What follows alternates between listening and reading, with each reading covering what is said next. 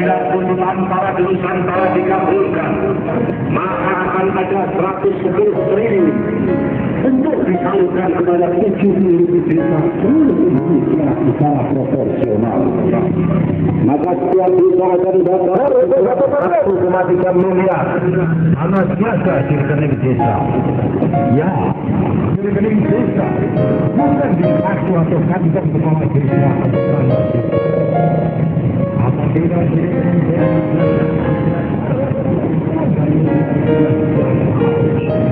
maka dalam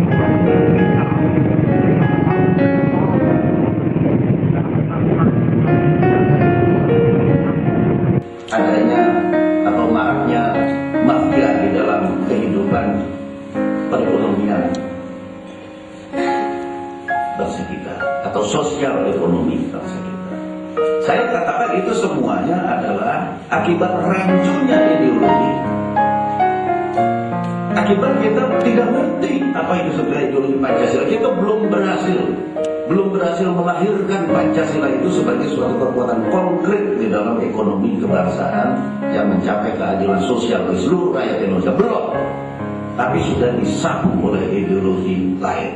Dan sekarang menganga seperti mulut buaya, ada ideologi lain lagi yang mau mencapai kita. Ideologi ini menyangkut politik, ekonomi, sosial, budaya, keamanan dari bangsa secara keseluruhan. Kalau tidak punya ideologi, nggak ngerti kita. Mesti bagaimana kita membangun ekonomi asal jalan. Akibat dari asal jalan, negara dibawa oleh nakoda dengan dasar trial and error, dengan dasar coba-coba, sehingga kebentur sana, kebentur sini. Saya bersyukur dan saya katakan tadi kaku dan bangga, saudara-saudara langsung sadar bahwa mau kemana kapal ini? Kapal ini muatannya 250 juta bangsa Indonesia. Nakodanya tidak bisa kalau hanya coba-coba, tidak ngerti arahnya sebetulnya kemana, ragu-ragu, tidak jelas, tak bisa. Kita tidak perlu orang pintar, yang kita perlu adalah orang yang bijaksana, mengerti, yang punya perasaan bahwa dia itu adalah pemimpin yang harus mengangkat orang terbesar dari bangsa ini, yaitu rakyat yang paling miskin, yaitu rakyat desa. Kalau itu dia tahu, maka arahnya itu dia akan jelas. Ketika kita ideologi yang rancu itu seperti liberal demokrasi sekarang ini yang melanda di bangsa kita, kita susah untuk membendungnya.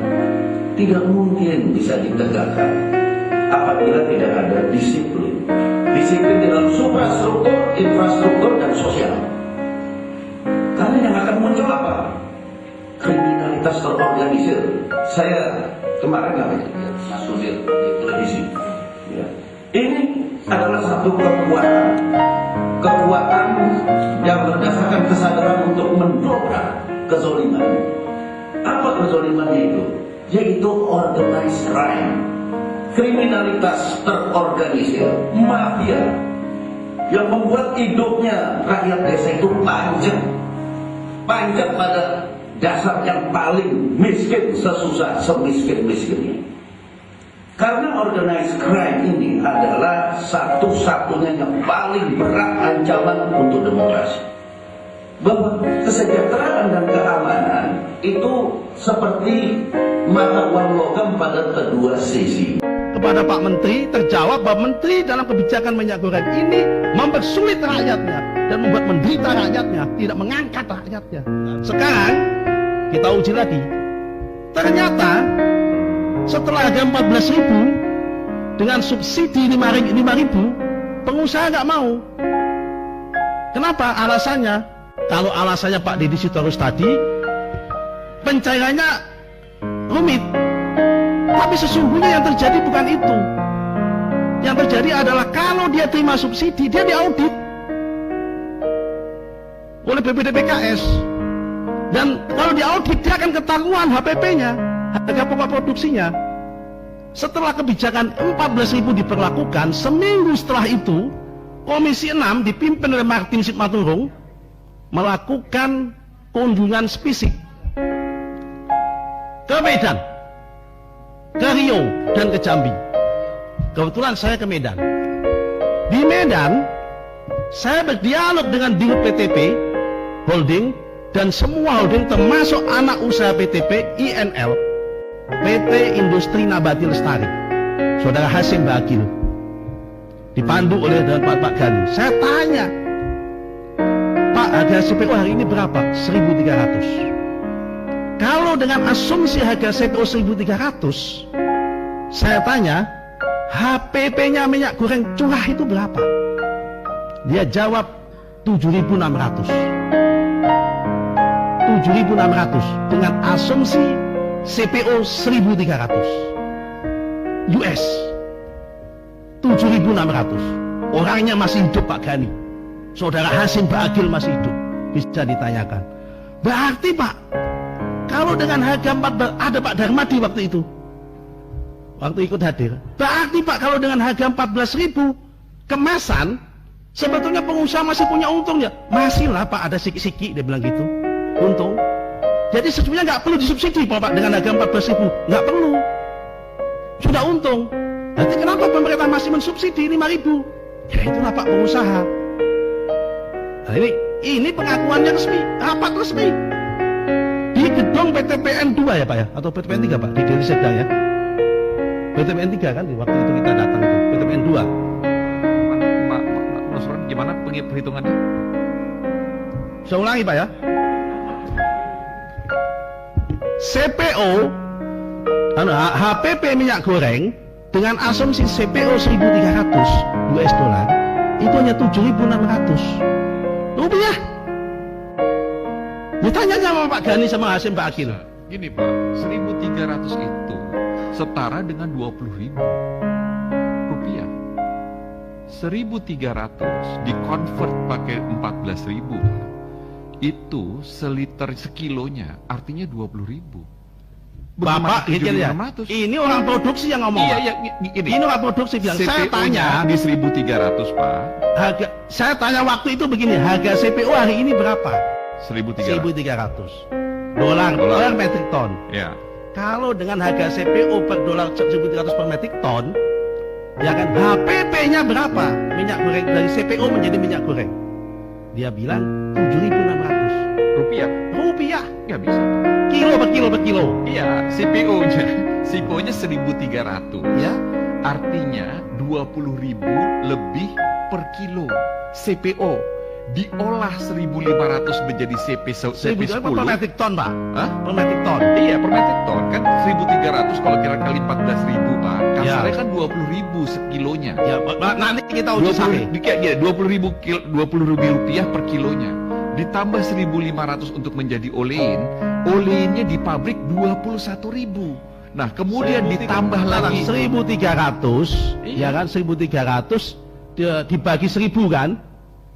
Iya, 1 ton kan 1.000 kilo kan? Iya, jadi kan 1,3. Bukan Pak. Ya kan 1,3 1,3 kali 14.000. 20.000. 20.000 Pak. Ya, oke. Makanya kita cek. Iya, lagi. jadi ini antara dolar dengan rupiah ini bisa. Iya. Nah, tapi ini saya tidak bohong. Ya kan? Ya, tapi itu hitungannya Pak. Ya, makanya kita uji coba. Mana mungkin. Tapi per hari ini tadi pagi saya telepon, berapa harga minyak curah diproduksikan? 9.200 dia jual. Di pabrik minyak curah BTPN 9.200 di pabrik. Begini Pak, 9.200 itu pakai harga lama, pakai DMO.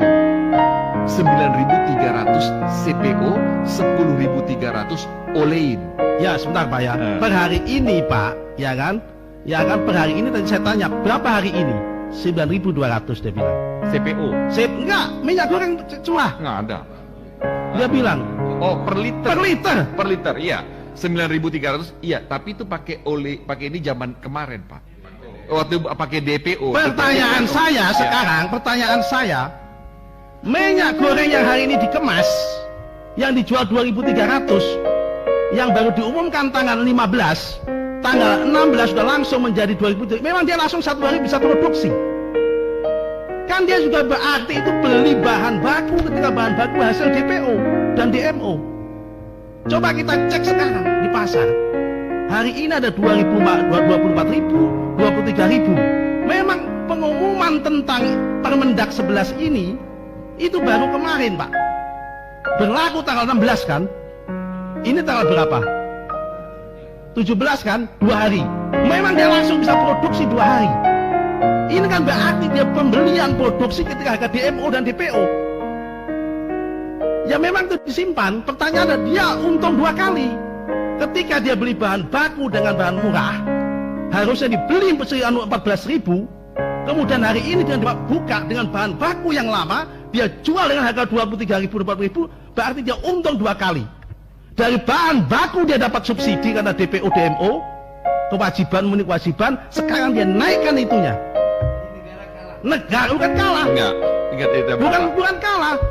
Dari sini uji coba saya mengatakan bahwa uji sahihnya bahwa doanya Nabi kepada Pak Menteri terjawab bahwa Menteri dalam kebijakan minyak goreng ini mempersulit rakyatnya dan membuat menderita rakyatnya, tidak mengangkat rakyatnya. Yang bertanggung jawab terhadap rantai undang-undang perdagangan ini, yang bertanggung jawab terhadap rantai pasokan dan pengendalian harga, itu Menteri Perdagangan, bukan menteri yang lain, bukan Menko Perekonomian, bukan Menteri Pertahanan, bukan Menteri Perindustrian, tapi Menteri Perdagangan. Tapi tadi Menteri Perdagangan dengan gamblang dan cetowelo-welo mengatakan bahwa tidak, saya edit kalimatnya, kami tidak mampu melawan penyimpangan. Padahal amanat undang-undang ini menyatakan pengendalian harga dan pasokan Menteri Perdagangan. 2 dalil. Dalil pertama bahwa Menteri Perdagangan gagal, membuat rakyat mudah tapi malah mempersulit. Dalil kedua mengatakan bahwa Menteri Perdagangan gagal mengendalikan harga dan membuat rantai pasokan, dan itu dikatakan dengan tidak mampu melakukan penyimpangan. Yang kedua. Yang ketiga, Undang-Undang Dasar pasal 33 ayat 3 mengatakan bumi dan air dan kekayaan alam yang terkandung di dalamnya dikuasai oleh negara dan dipergunakan untuk sebesar-besarnya kemakmuran rakyat. Ketika Bapak melepas HET ini dengan alasan ada perang Rusia dan Ukraina, saya ingin uji sahih secara teori ekonomi. Mohon maaf, dalam ekonomi Pak ada 2 faktor dan variabel. Pertama adalah variabel exogenous, kedua adalah variabel endogenous. Kalau seandainya perang Rusia dan Ukraina digunakan alasan untuk naiknya gula, naiknya kedelai, saya percaya dan saya percaya. Kenapa? Karena memang kita tidak mengendalikan komoditi itu. Kita banyak ekspor, dan ekspor sangat tergantung dengan variabel exogenous. Tapi minyak goreng, kelapa sawit, itu kita produsen terbesar. Harusnya menggunakan variabel endogenous, bukan exogenous. Justru perang kita gunakan alat untuk bahwa mereka tidak sejahtera, kita sejahtera. Logika dasar, ketika kita masakan orang tua kita enak, itu digunakan untuk makan anak-anak dulu, baru sisanya dijual keluar, meskipun dengan harga mahal. Ini, tadi kata Bu Eli, kita diminta untuk mati di lumbung sendiri. Kenapa? Rakyat Indonesia yang mayoritas ini dipaksa untuk beli harga yang sama dengan harga akibat perang, padahal kita produksi di sini. Jadal jelas bumi air ini adalah untuk kemakmuran rakyat seluas-luasnya. Kita uji sokeh sekarang. Siapa yang diuntungkan dengan kenaikan harga CPU dan HET ini?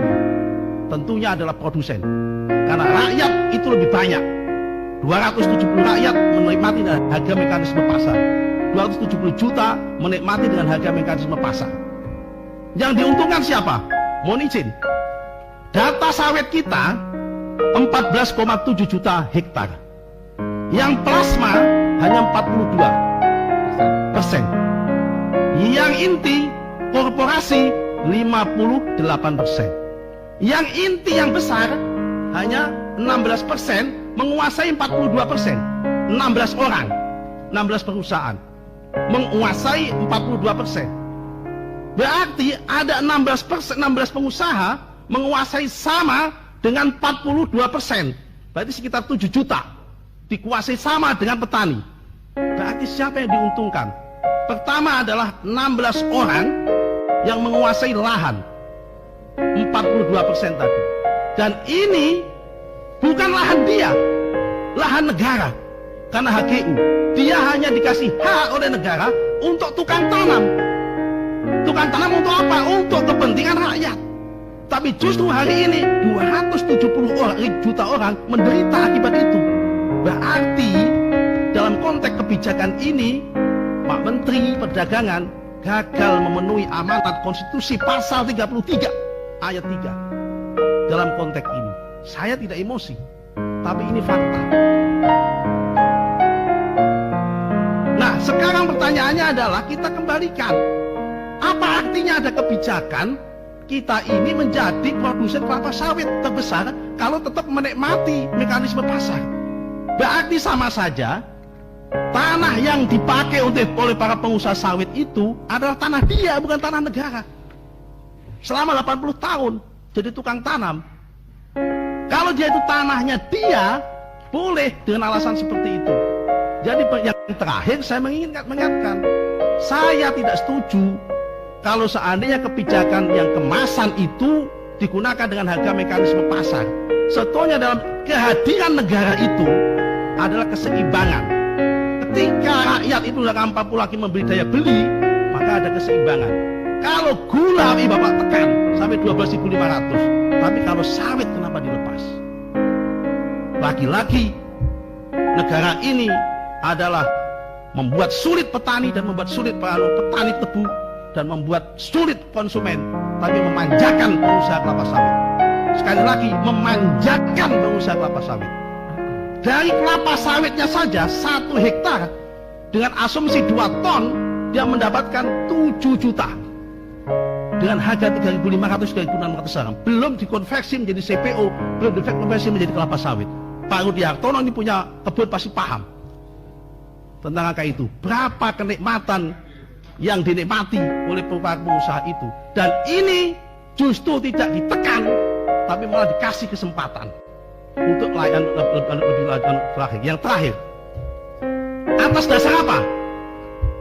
Membuat HET minyak curah itu 14.000. Kemudian kan tidak ada subsidi. Atas dasar apa? Kemudian tiba-tiba muncul 24.000. Saya mau tanya, ongkos packaging itu berapa? Saya udah tanya paling tinggi 1.500.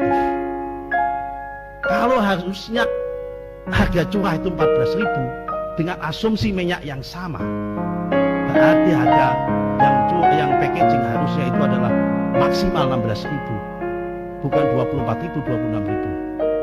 Sekian, terima kasih Pak Pimpinan. Saya berdoa, ya kan, semoga doanya Nabi Muhammad SAW yang soal kepada pemimpin tadi tidak menimpa kita semua, termasuk menimpa kita sebagai wakil rakyat. Senantiasa kita berjuang untuk tidak mempersulit rakyat, tapi ingin mengangkat harkat dan martabatnya rakyat. Sekian, terima kasih. Wabillahi taufik wal hidayah. Barang siapa dekat Pak Taufik, insya Allah banyak hadiah. Assalamualaikum warahmatullahi wabarakatuh. Boleh saya jawab Pak Pimpinan? Izin. Nanti Pak. Kenapa? Nanti aja Pak. Kita lanjut ke Pak Sony dulu. Kalau sekarang kita lihat hebohnya urusan beli minyak goreng. Satu sampai ngelus dulu, bukan urusan masalah gak ada atau mahalnya minyak goreng. Satu sampai mikir, jadi tiap hari ibu itu apakah hanya menggoreng? Sampai begitu rebutannya. Apa tidak ada cara untuk merebus, lalu mengukus, atau seperti rujak? Apa ada itu menu Indonesia loh? Lah, apa jelimet gitu. Alkisah di negeri anta berantah, petani tetap saja miskin meskipun hasil panen melimpah, laksana tikus mati di lumbung padi. Nasi yang dimakan bukan dari beras hasil panen sendiri, tetapi dari hasil panennya petani Vietnam. 14,5 juta hektar perkebunan sawit membentang luas di negeri ini. Puluhan pengusaha menguasai perdagangan sawit dunia. Akan tetapi yang terjadi kelangkaan minyak goreng melanda negeri. Di berbagai wilayah pemandangan memilukan, ibu-ibu mesti antri dari subuh hingga petang hari demi dapatkan minyak goreng. Untuk mendapatkan minyak dari mart-mart yang malu-malu menjajakan minyak goreng mesti belanja barang lain agar mendapatkan jatah 2 liter minyak goreng subsidi. Sungguh ironi. Kemakmuran keadilan bagi seluruh rakyat masih jauh panggang dan api. Maraknya praktek-praktek kriminal terorganisir menebar kesengsaraan bagi seluruh rakyat. Pupuk menghilang ketika musim tanam tiba. BBM menghilang seiring menghangatnya suhu politik. Kini minyak goreng pun ikut-ikutan langka. Belum lagi kecenderungan harga sembako melambung tinggi jelang hari raya. Lengkap sudah penderitaan rakyat setelah 2 tahun perekonomian luluh lantak akibat pandemi.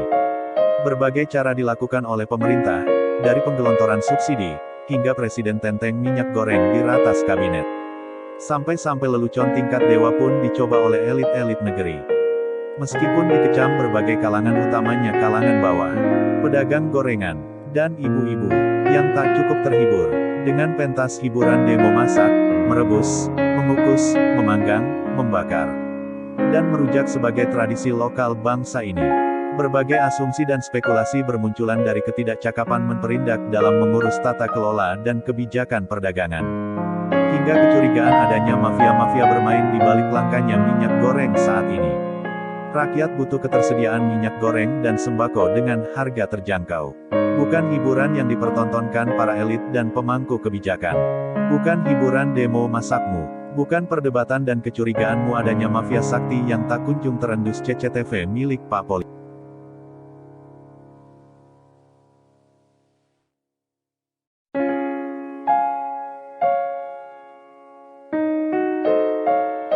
Rakyat tak butuh kebaikan sesaat para pedagang minyak dadakan.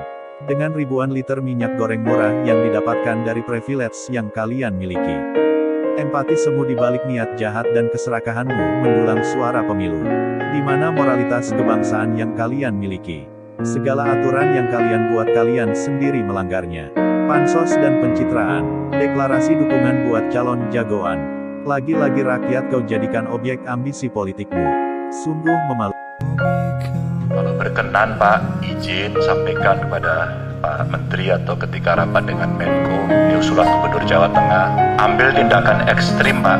Kita tidak bisa lagi seperti ini karena muka pemerintah hari ini tampar habis-habisan. Di mana kita ini produsen sawit terbesar, produsen minyak goreng terbesar, dan kita seperti tikus mati di lumbung padi.